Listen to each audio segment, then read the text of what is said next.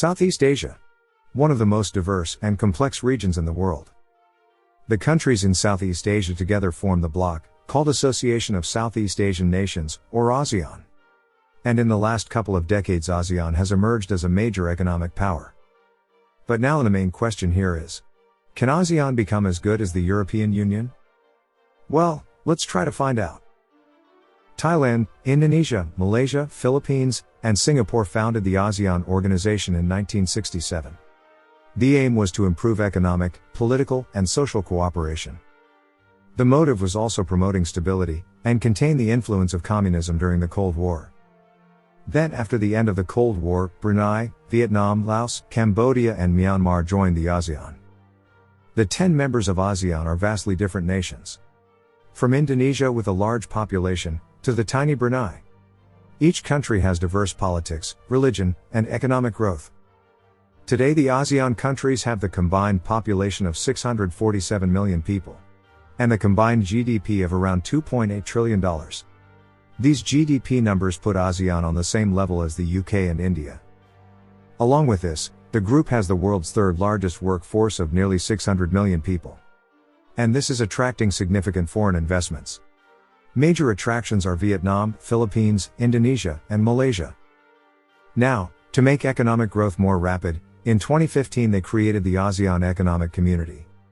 The end goal of this community is to create a single market, which is fully integrated to the global economy.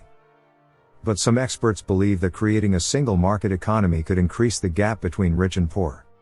As ASEAN has rich member countries like Singapore, and also poor countries like Cambodia. So creating a single market could exploit poor countries more. Also, the big businesses can take a lot of advantages of an open economy. And this could create stiff competition for small and medium-sized businesses.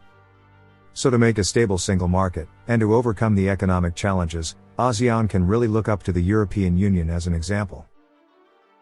The European Union and ASEAN share a lot of similarities. In fact, both of them were founded to promote peace. The EU was founded to bring peace after 2 world wars through economic integration. While ASEAN was founded to bring peace in Southeast Asia. Another similarity is that, both seek to integrate the economies of their member states into a single market platform. But the EU guarantees a free movement of goods, capital, services, and labor, collectively known as the 4 freedoms. Along with this, EU has a single currency, and a unified foreign and security policy. On the other hand, the economic integration of ASEAN members is not that smooth. But still we can say, they are on the track to achieve it. As the ASEAN is constantly improving its economic integration, and the importance of borders between nations is vanishing slowly. Along with this, the ASEAN leaders are promoting the organization as a singular bloc, rather than a group of countries. Till now the ASEAN has achieved great things. But problems are a part of any journey, and the ASEAN is also facing some major problems which could slow down their economic growth. The first major problem is China's rising influence in the region, and dispute in the South China Sea. China claims almost all of the South China Sea, while 4 ASEAN nations have also claims in the region.